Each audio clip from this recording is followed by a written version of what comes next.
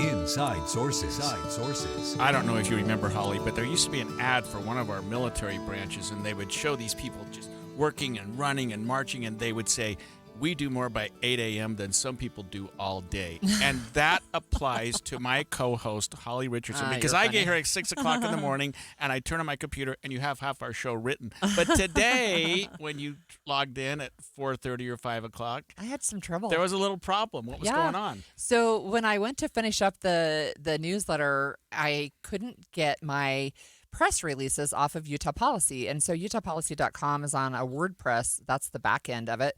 And so then I went to see if I could find another tweet to put in that spot. And Twitter was down, X was down as well. And I got these error messages that Cloudflare had a problem. I didn't even know what Cloudflare was, but luckily we have somebody to explain it to us. It's ABC technology reporter Mike Dobuski. Mike, thanks for joining us. Yeah, of course. Happy to be here. What is Cloudflare and why was it impacting me? A good way to think about Cloudflare is basically like an internet middleman, right? So you log on through a web browser to access the internet. And let's say you want to go to a website, for example, KSL.com or ABCnews.com. Those websites exist on a server. And what your browser does is it requests the server to serve you up the website that you're looking for, and then you can browse that website. Well, the middleman here is Cloudflare, geez, excuse me. Okay. Bit of a tongue twister. But what they do is they provide security services, right? They're there to basically check your browser to make sure that you're not a malicious actor, that you're not a bot. They provide a whole variety of different security services for the internet. About 20% of the internet, we think, some way touches Cloudflare.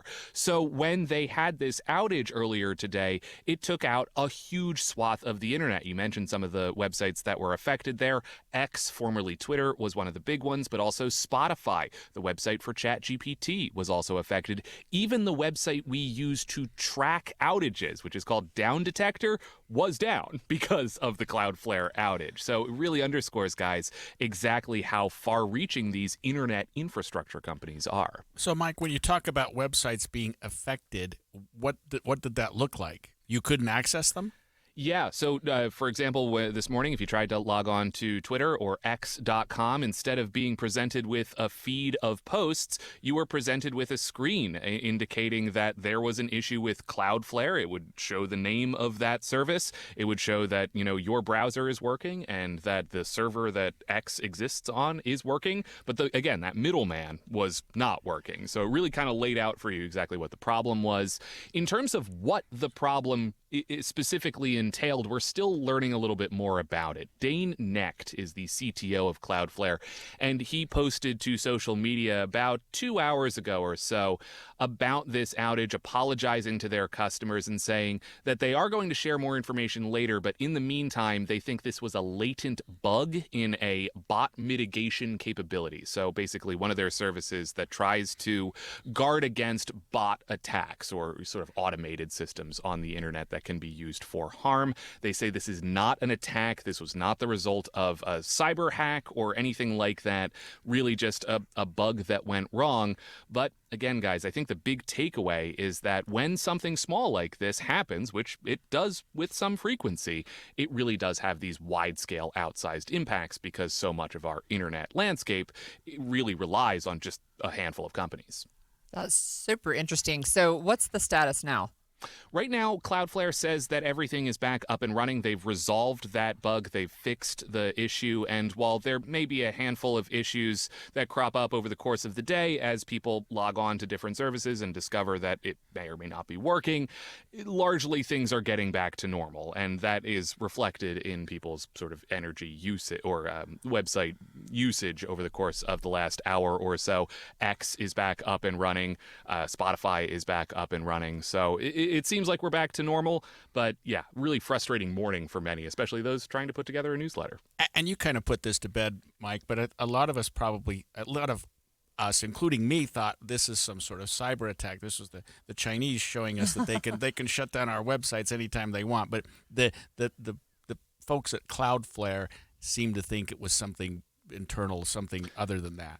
Yeah. Again, it's easy for our minds to go there, and we've seen that happen in the past. But even if you go back to last month's major outage, this affecting Amazon Web Services, different company, that was the result of a bug, essentially, a flaw in a piece of code that went wrong and had these sort of big ripple effects. Seems to be the same story this time around, slightly different company, but even still, this was not a nefarious thing, just a piece of code that went wrong, a bug that showed up in the very complex system that, again, underpins a lot of the internet.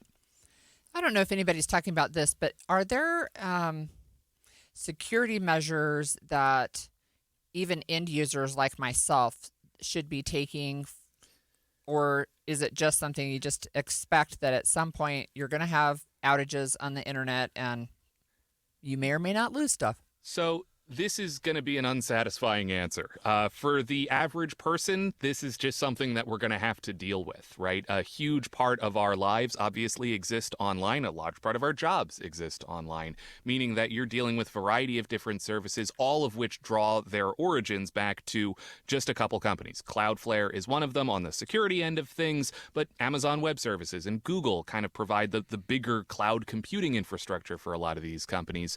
In terms of what the average person can do, I don't know, advocate for a diversification of the websites that you rely on when it comes to their back-end infrastructure. I think that's what you're going to hear a lot from cybersecurity experts and maybe the technology officers at a variety of companies going forward. Hey, maybe we shouldn't be putting all our eggs into the Cloudflare basket. Maybe we should be diversifying a little bit more with some of these other providers when it comes to getting our services online. But again, very early stages of that. That's a complicated and expensive process, and one that, we just are not married to right now, which means that, unfortunately, for the average person, I think this is just going to be something we have to deal with. And speaking of putting all your eggs in one basket, there were about 20 eggs in this basket. I'm looking at ChatGPT, like you said earlier, X, Zoom, Uber, Truth Social. I mean, the list of websites in this is huge.